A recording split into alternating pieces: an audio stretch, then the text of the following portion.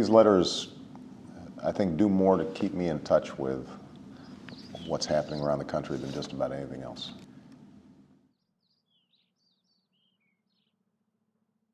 Some of them are funny, some of them are angry. A lot of them are sad or frustrated about their current situation. In his first week as president, he asked for 10 letters every day. And every day since, we've given it to him.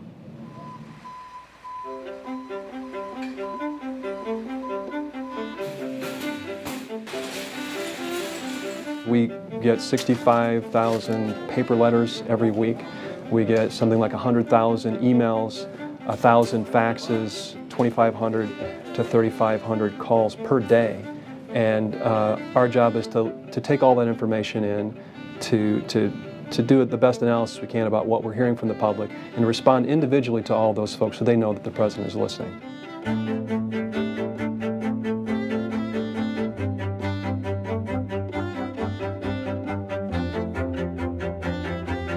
Anyone that sends a message to us, it comes into our offices. Our staff sorts through them. They identify those that meet our 3 tests. Are they something that's representative of the mail that's coming in? Is it representative of something in the news? And is it something that's a compelling message? We pile that mail together. Some of it ends up here on my desk. I sort through it, categorize it by issue, and then every day I go through them and pick the 10 that best represent what's happening right now. And it's a good dialogue, a direct relationship between constituents who have these concerns and the president who desperately wants to get those messages. The president's talked about being in the bubble, and our job is to make sure that he gets out of it every day.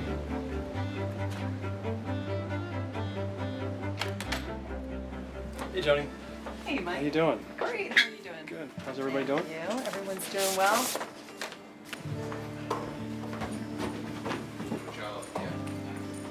Hey, Katie. Thank you. So this is for tomorrow? Yep. Okay. You good? Yep, I'll give it to him. He probably replies to somewhere between 3 and 4 a night. So over the course of the week, you're writing 15 to 20 letters. So he writes a lot, and he handwrites every single one of them. Some are longer, some are shorter, and the issues totally vary. So these are the ones that come filed from before. Lately, I've been getting a lot of healthcare letters, and this is a good example. Dear Mr. Obama, my son-in-law, age 42, had a heart valve replaced 2 years ago. His wife and 2 children pay $1,200 per month for health insurance. They can not get another provider because he has a pre-existing condition. He's now unemployed, so my husband and myself are helping them. We're in our mid-60s, and this is draining our retirement. There's so many letters like that I'm receiving every day. Here's another one.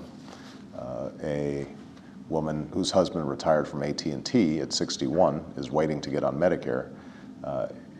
You now have the company in negotiations with the union and may decide to stop health care for retirees. Got another one, an antique business in Alabama. They are on the verge of losing their business because they just can't afford to pay the premiums. Their premiums increased $70 per month just this month. So a lot of the stories are heartbreaking. People who work hard, a lot of times they'll say, I've never written to a president before. I'm not looking for a handout. All I want is just a fair shake. And it ends up being a powerful motivator for me when we try to move this health agenda forward. Now, some of them are more cheerful.